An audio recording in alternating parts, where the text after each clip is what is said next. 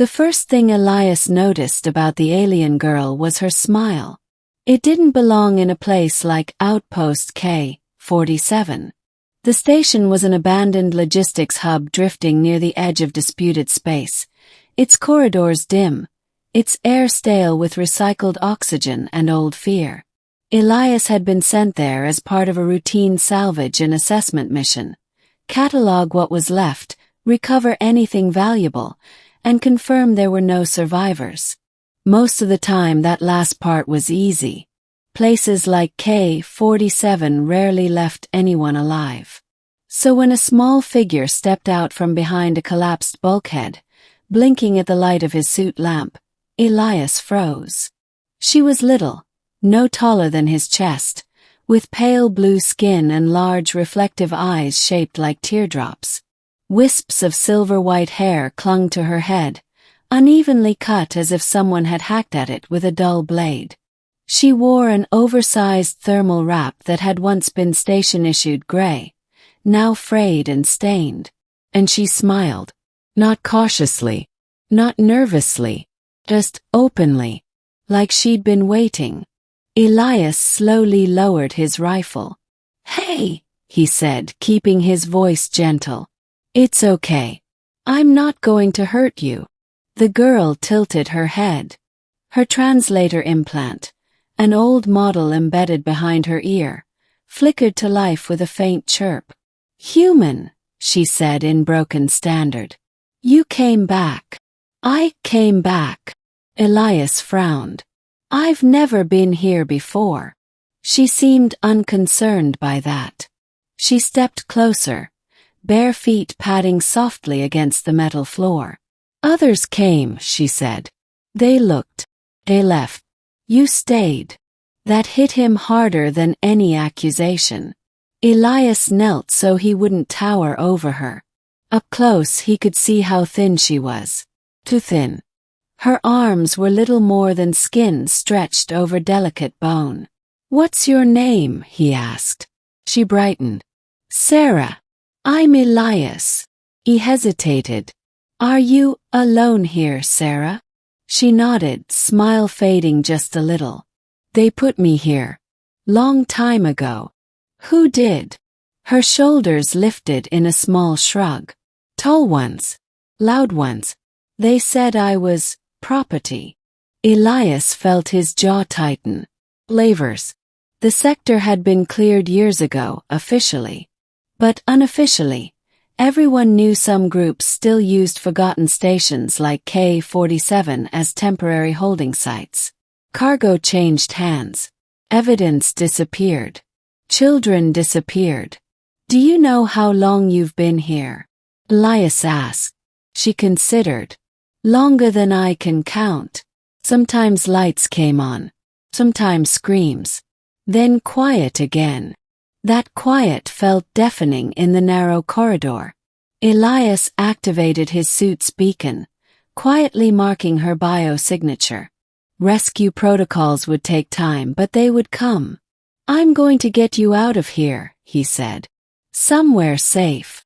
Sarah studied him, eyes searching his face. "You promise?" "I promise." She smiled again, wider this time, trusting. And that terrified him. They moved into what had once been a medical bay, its doors jammed half open. Elias sat her down on a cracked examination bench while he ran a quick scan. Malnutrition, dehydration, elevated stress markers. Nothing surprising, all of it infuriating. She watched him curiously. "You are different," she said. "How so?" "You look at me like a person." Elias swallowed. "You are a person." She seemed to think about that for a long moment, then nodded as if accepting a new fact. "My back hurts," she said suddenly. "Can you show me where?" he asked, already reaching for a med patch. She hesitated just a second too long. Then, carefully, she lifted the hem of her wrap. The smile was still there. And then Elias saw the scars. They crisscrossed her small torso in pale, uneven lines, some thin and precise, others jagged and ugly. burn marks, flesh marks, surgical incisions that had healed wrong, symbols carved shallowly into her skin, faded but unmistakable, ownership marks. His breath left him in a sharp, silent exhale. His vision tunneled, the edges of the room blurring as his hands clenched into fists inside his gloves. Sarah watched his face, confusion creeping into her eyes. "Is it bad?" she asked softly. The tall ones said it was normal. They said it meant I was useful. Elias forced himself to breathe. "No," he said, voice tight. "It's not normal. Wrong. All of it is wrong." She blinked. "Wrong. Yes." He knelt in front of her, lowering his voice. "No one should have done this to you. Ever." Her smile wavered for the first time. "They hurt me when I cried," she said. "So I stopped crying. Smiling worked better. That did it." Elias turned away for a moment, pressing his forehead against the cold metal wall. Rage surged through him, hot, blinding, focused. He had seen war. He had seen death. But this was cruelty refined. When he turned back, he made sure his face was calm. "I'm going to help you," he said again. "And I'm going to make sure they never do this to anyone else." Sarah searched his eyes, as if looking for something she'd never had before. "Will it hurt?" she asked. "Being helped?" Elias shook his head. "No, it won't hurt. I promise." He treated what he could: hydration, nutrient gel, pain suppressants. The scars themselves would need proper medical care, but even the gentle touch made her flinch at first. Over time she relaxed, leaning slightly into his hands. When the rescue signal finally pinged back, confirming inbound support, Elias felt a small measure of relief. They escorted her onto the shuttle, wrapping her in a clean thermal blanket. She clutched the fabric with both hands, eyes wide at the brightness of the cabin. "So many lights," she whispered. "That's just the beginning," Elias said. As the shuttle lifted off, Sarah leaned against him, exhaustion finally catching up. Before sleep claimed her, she looked up. "Elias." "Yes." "Will you leave too?" The question stabbed deeper than any weapon. "No," he said firmly. "I won't." And he meant it. The fallout was swift. Elias submitted a full report. Not the sanitized version expected by command, but everything. Images.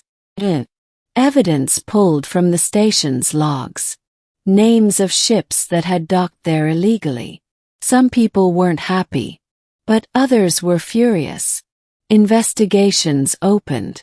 Warrants were issued. Old networks were dragged into the light. And Sarah. She was placed under medical care on a core world station, surrounded by beings who spoke softly and moved slowly, who asked permission before touching her. Healing took time, more time than scars alone could measure. Elias visited whenever he could. At first, she smiled whenever she saw him. Later, she smiled because she wanted to. One day, weeks later, they sat in a sunlit observation dome, stars drifting past beyond the glass. Sarah wore a new outfit, bright and soft, chosen entirely by her. "I don't smile all the time anymore," she said thoughtfully. "That's okay," Elias replied.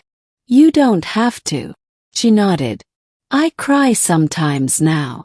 "That's okay too." She leaned her head against his arm. "You saw the scars," she said. "And you stayed." Elias looked out at the stars, jaw set with quiet determination. "Humans," he said, "have a bad habit of not looking away when something's wrong." Sarah smiled, small, real, and unforced. "I'm glad," she said. And for the first time since stepping onto Outpost K-47, Elias felt something close to hope. Because the galaxy was vast and often cruel, But sometimes when a little alien girl smiled and a human chose to care, it changed the course of more than one life.